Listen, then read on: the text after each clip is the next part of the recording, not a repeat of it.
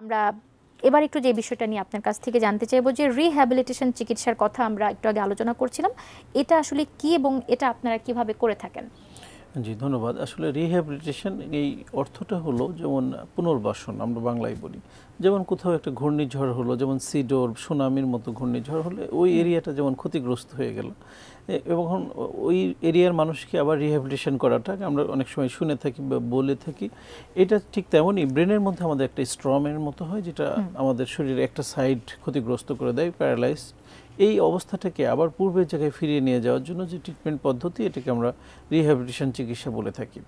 এখন এই রিহ্যাবিলিটেশন প্রসেসটা আসলে একটা মাল্টিডিসিপ্লিনারি অ্যাপ্রোচের মাধ্যমে করা হয়। এটা একজন ব্যক্তি বা একটা প্রফেশনাল দিয়ে সম্ভব না। এক্ষেত্রে কয়েকটা মাল্টিডিসিপ্লিনারি চিকিৎসক একসাথে কাজ করে।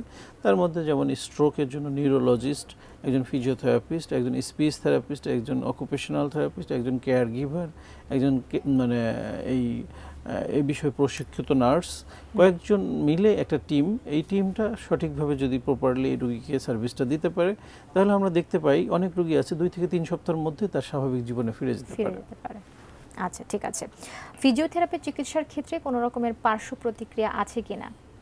একেবারে যথার্থ বলেছেন। এটা নিয়ে মানুষের মধ্যে অনেক ভ্রান্ত ধারণা আছে। যেমন এই নামটা ফিজিওথেরাপি, এর সাথে কয়েকটা নামের মিল আছে। যেমন আপনি জেনে থাকবেন কেমোথেরাপি, রেডিওথেরাপি।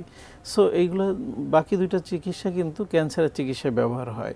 সো মানুষের মধ্যে একটা ভুল ধারণা আছে যে এই ফিজিওথেরাপি ঠিক ওই একই ধরনের, এটার অনেক সাইড ইফেক্ট বা পার্শ্ব প্রতিক্রিয়া আছে এবং অনেকে মনে করে যে এটা সর্বশেষ চিকিৎসা। যখন কোনো চিকিৎসায় কাজ হবে না তখন আমরা ফিজিওথেরাপি নিব। আমি সাধারণ দর্শকদের জন্য বলবো এইটা ঠিক বিপরীত।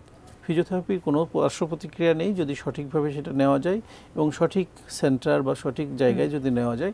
2 নম্বর হলো ফিজিওথেরাপি হলো সবার আগের চিকিৎসা, সবার শেষে না।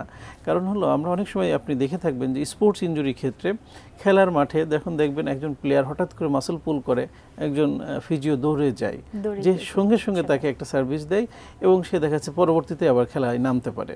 সো একটা ইমিডিয়েট রিলিফ কিন্তু ফিজিওথেরাপির মাধ্যমে দেওয়া যায়। ঠিক এমনই অনেকগুলো ডিজিজ বা অনেকগুলো কন্ডিশন আছে যে ক্ষেত্রে একজন ফিজিওথেরাপি চিকিৎসক ম্যাজিক্যাল রিলিফ দিতে পারে।